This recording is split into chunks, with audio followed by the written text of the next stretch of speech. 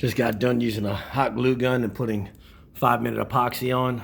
When I bought this, the elevator rod was loose between the metal and the carbon fiber strip.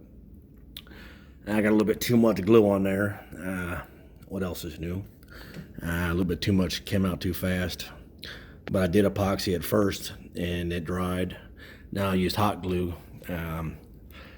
It's a little more than I wanted to use, but hopefully it'll be all right.